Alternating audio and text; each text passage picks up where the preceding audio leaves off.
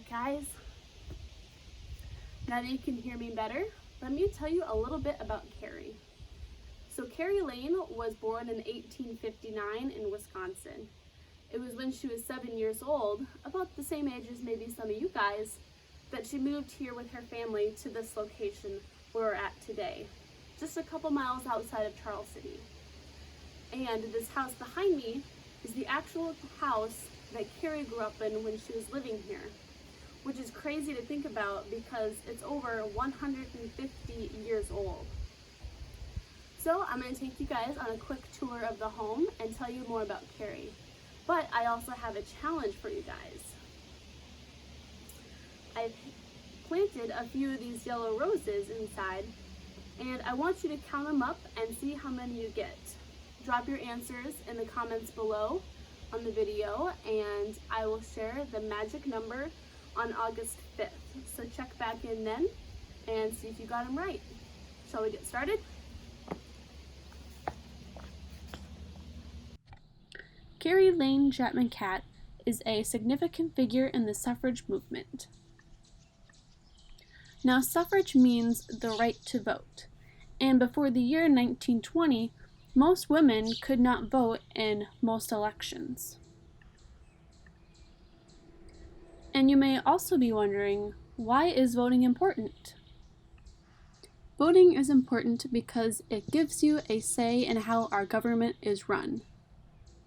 It allows us to elect people that will make decisions and be in leadership positions in our towns, county, state, and country. Carrie's first experience with the inequalities between men and women was when she was 13 years old.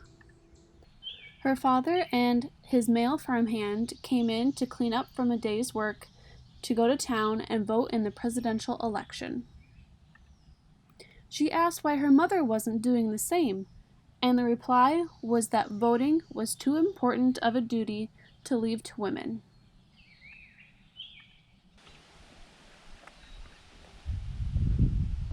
So why don't we have a look and see what Carrie's house looks like today? And don't forget to be on the lookout for those yellow roses.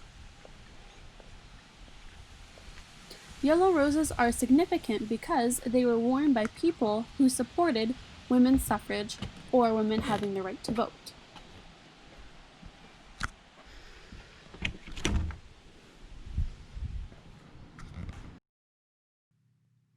As we enter into this first room here, I'll tell you a little bit about the house itself. Over to our left, you can see a lintel above the door frame that is original to the house. And again, the house is over 150 years old.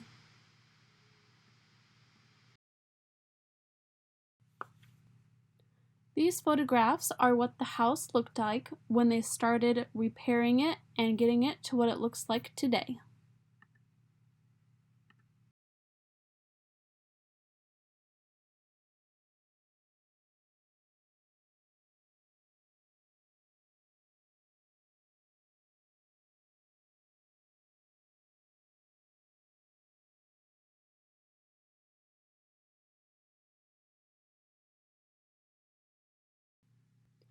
These three dresses you see here were owned and worn by Carrie herself. Can you guess what her favorite color was? Now, as we walk through the doorway, look to your left through this little window.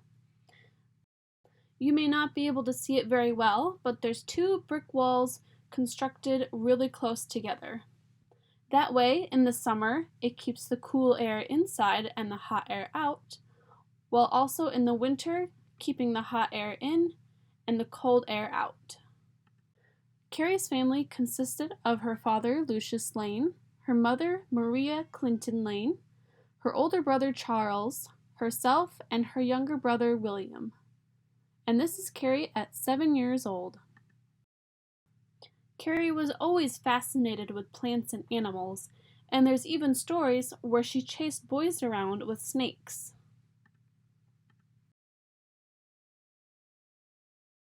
She would graduate from Charles City High School and start teaching in a neighboring town to earn some money for college.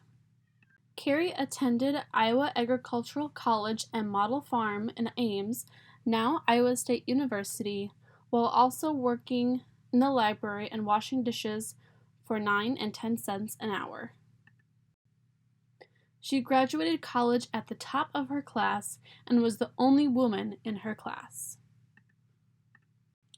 Carrie would become a school teacher and principal at the Mason City Union School, while also teaching science and history to the high school students. A couple years later, she was appointed superintendent of the schools, being one of the first women to hold such a position. It was also in Mason City, Iowa, where she met her first husband, Leo Chapman, the newspaper editor for the Mason City Republican newspaper. Miss Carrie Lane and Mr. Leo Chapman got married in this very room we're standing in right now.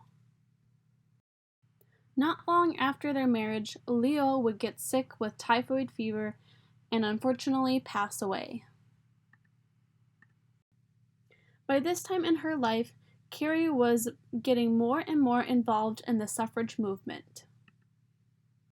When Carrie married her second husband, George Catt, they came up with an agreement in which Carrie could spend 2 months in the spring and 2 months in the fall and focus on her suffrage work. In the year 1899, Carrie visited 20 states, attended 15 conventions, and delivered 51 speeches, while traveling over 13,000 miles.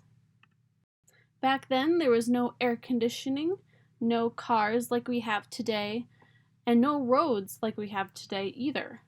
So traveling that much was pretty amazing.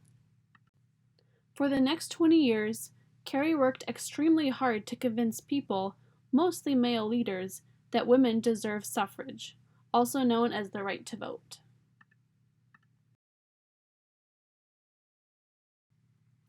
On August 26, 1920, the 19th Amendment to our United States Constitution became official, granting women the right to vote. The blue dress in the corner is a replica of a dress that Carrie owned and would have worn as a casual evening gown. The buckle and lace collar are from the original dress.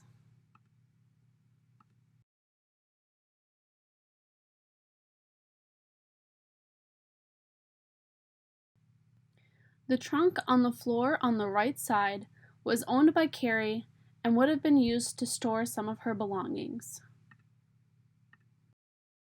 Now that women could vote, Carrie created the League of Women Voters, an organization designed to help educate the millions of women that could now vote. Carrie's other greatest passion was world peace. She traveled to many different countries and spoke with many different leaders advocating for women's rights. And it is here where I will leave you with a quote from Carrie Chapman Catt. To the wrongs that need resistance, to the right that needs assistance, to the future in the distance, give yourselves.